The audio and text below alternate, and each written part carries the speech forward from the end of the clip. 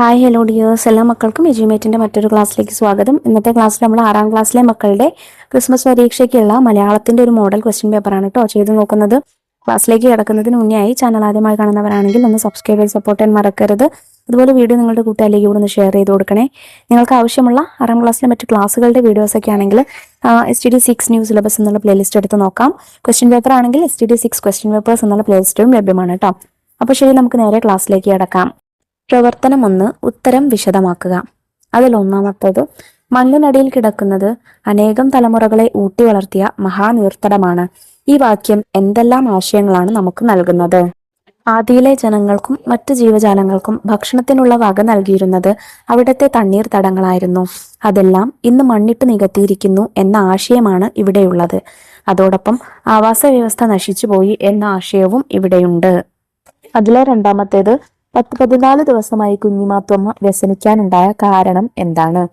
ആദിയിലേക്ക് വേലിയേറ്റം വരുന്നില്ല എന്നതായിരുന്നു കുഞ്ഞിമാത്തുമ്മയുടെ വ്യസനത്തിന് കാരണം.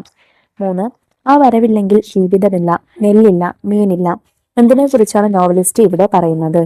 കായലിൽ നിന്നും വേലിയേറ്റ സമയത്ത് ഉപ്പുവെള്ളം ധാരാളമായി ആദിയിലേക്ക് ഒഴുകിയെത്തുന്നു. ഈ വെള്ളമാണ് ആദിയെ സമൃദ്ധിയുള്ളതാക്കിയിരുന്നത്. ഈ വേലിയേറ്റത്തെ കുറിച്ചാണ് ഇവിടെ സൂചിപ്പിച്ചത്. 4ാമത്തെ ചോദ്യം, അതിന്യാ ചോദിച്ചേ, നമ്മൾ ഒറ്റയ്ക്ക് അങ്ങോട്ട് പോയാ പറ്റോ? കുഞ്ഞിമാത്തുമ്മ ഉദ്ദേശിച്ചത് എന്തായിരിക്കും?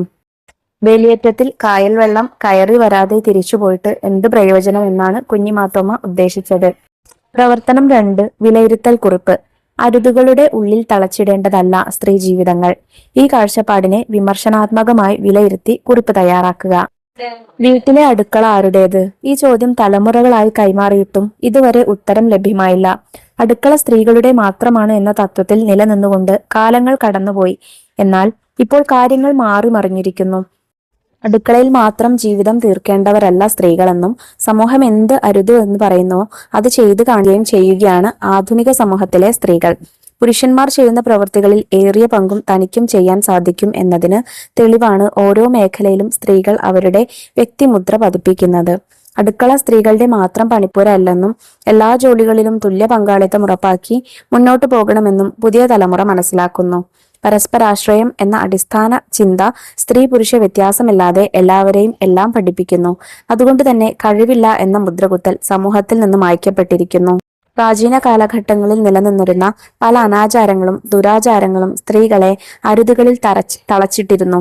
കാലം മുന്നോട്ട് കുതിക്കുമ്പോൾ ചിന്താഗതികളിലും പ്രവർത്തനങ്ങളിലും സ്ത്രീകൾ ഒരു പടി മുന്നിൽ തന്നെ എന്ന് ഗ്രേറ്റ് ഇന്ത്യൻ കിച്ചൺ പോലുള്ള ചലച്ചിത്രങ്ങളും നമ്മെ ഓർമ്മപ്പെടുത്തുന്നു. പ്രവർത്തനം 3, വായനാകുറിപ്പ്. ഭക്ഷണം, വിശപ്പ് ഇവ മനുഷ്യന്റെ അടിസ്ഥാന ആവശ്യങ്ങളും വികാരങ്ങളുമാണ്. വിശപ്പ് പ്രമേയമായി വരുന്ന ഒരു കഥയെക്കുറിച്ച് കുറിപ്പ് തയ്യാറാക്കുക. സ്കൂളിൽ പോയാൽ കിട്ടുന്ന ഉപ്പുമാവിന്റെ രുചിയുടെ ബലത്തിൽ ക്ലാസ്സിൽ തളർന്നിരിക്കുന്ന കുട്ടിയും അവന്റെ വിശപ്പുകൾക്ക് മേൽ നിർദ്ദയം അശ്രദ്ധരാകുന്ന സമൂഹവും ചേർന്നൊരുക്കുന്ന ഒരിക്കലും പൂർണ്ണമാവാത്ത സങ്കടവൃത്തമാണ് റാ എന്ന കോവിലന്റെ കഥ. ബാജി എന്ന കുട്ടിയാണ് ഇതിലെ പ്രധാന കഥാപാത്രം. എപ്പോഴാണ് ബെല്ലടിക്കുക എന്ന വെമ്പലിൽ ബെഞ്ചിനു താഴെ റാ പോലെ കമിഴ്ന്നു കിടക്കുകയാണ് ബാജിയുടെ കുഞ്ഞിച്ചട്ടി. വിശപ്പിന്റെ ആധിക്യത്തിൽ റാ പോലെ വിയർത്തു കളയുന്ന തല കറങ്ങിപ്പോകുന്ന ബാജിയെ ശ്രദ്ധിക്കാൻ ടീച്ചർക്കായില്ല. ഓഫീസിൽ റവയും പാൽപ്പൊടിയും ഉണ്ടായിട്ടും വിറകില്ലാത്തത് മൂലം ഉപ്പുമാവ് ഉണ്ടാക്കാത്ത അധികൃതർ മനസ്സിലാക്കിയിരുന്നില്ല ബാജിയുടെ വിശപ്പ്. അവന്റെ വയറ്റിലാക്കുന്ന വിശപ്പ് ഒരു ഇന്ധനം തന്നെയാണെന്ന് കോവലൻ പറയുന്നു. ഈ ചട്ടി അവന്റെ ആദ്യ പാഠമാകുന്നു. ഒരു റായുടെ ഉള്ളിൽ ജീവിതം തുടങ്ങുന്നു, അതേ റായ്ക്കുള്ളിൽ അവന്റെ ജീവിതം അവസാനിക്കുകയും ചെയ്യുന്നു. പ്രവർത്തനം 4, കുറിപ്പ്. ആധുനിക കാലഘട്ടത്തിൽ നഗരവൽക്കരണത്തിലൂടെ മുന്നേറുന്ന ഉപഭോക്തൃ സമൂഹത്തിന് പ്രകൃതിയോടുള്ള സ്നേഹം, കടപ്പാട്, പ്രകൃതി വിഭവങ്ങൾ നഷ്ടപ്പെടുത്തൽ എന്നിവ എത്രത്തോളം സംഭവിച്ചിരിക്കുന്നു? കുറിപ്പെഴുതുക. ലോകം മുന്നോട്ട് കുതിക്കുന്നു. വയലുകൾ നികത്തി മനുഷ്യർ നഗരങ്ങൾ പണിതു. നഗരത്തിന്റെ തീ പാർന്ന വിഭവങ്ങൾ വിളമ്പുന്ന വൻ മാളുകളും സൂപ്പർ മാർക്കറ്റുകളും കൊണ്ട് അവിടെല്ലാം നിറഞ്ഞിരിക്കുന്നു.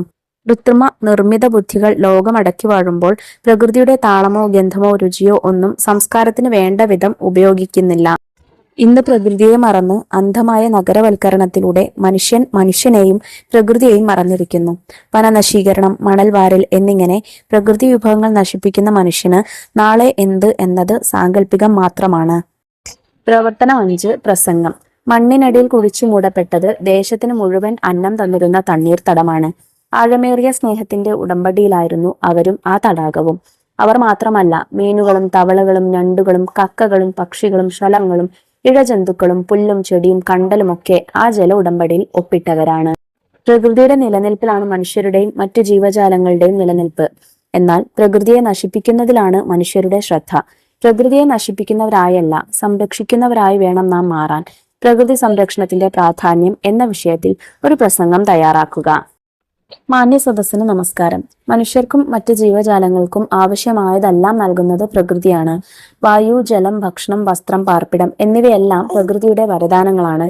മാനവിക മൂല്യങ്ങളായ ദയ, സ്നേഹം, കരുണ, കരുതൽ, പരോപകാരം തുടങ്ങിയവയെല്ലാം നാം പഠിക്കുന്നതും പ്രകൃതിയിൽ നിന്ന് തന്നെ. അതുകൊണ്ട് തന്നെ ഈ പ്രകൃതിയെ സ്നേഹിക്കേണ്ടതും പരിപാലിക്കേണ്ടതും നമ്മുടെ കടമയാണ്. പക്ഷേ ഇന്ന് മനുഷ്യർ പ്രകൃതിയിൽ നിന്നും വളരെയേറെ അകന്നു പോയിരിക്കുന്നു.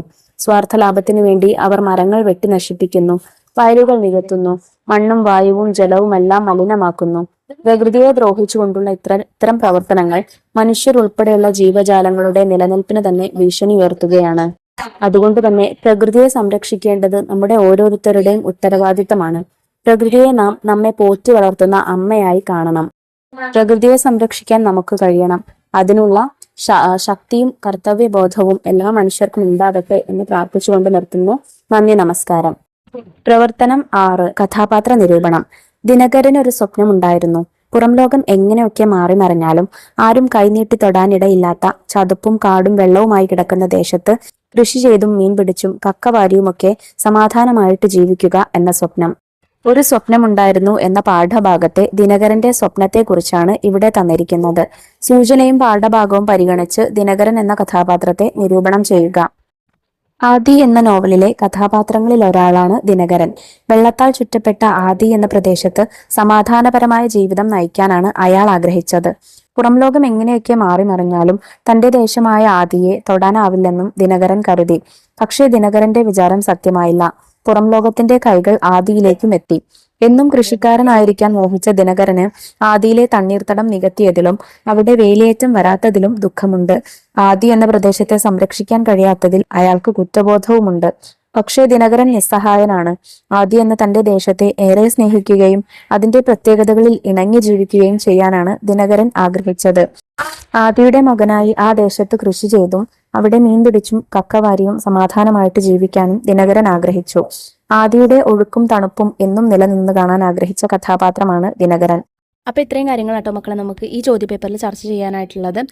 ഡിസ്കസ് ചെയ്ത ക്വസ്റ്റ്യൻസ് ഒക്കെ ഇമ്പോർട്ടൻ്റ് ആയിട്ടുള്ള ക്വസ്റ്റ്യൻസ് ആണ്. മറക്കാതെ നോക്കി പോവുക. നല്ലതുപോലെ എക്സാം എഴുതുക. 6ാം ക്ലാസ്സിലെ മറ്റു വിഷയങ്ങളുടെ ചോദ്യപേപ്പറുകൾക്ക് വേണ്ടി നമ്മുടെ ചാനൽ ഒന്ന് സബ്സ്ക്രൈബ് ചെയ്തിരിക്കാൻ മറക്കരുത്.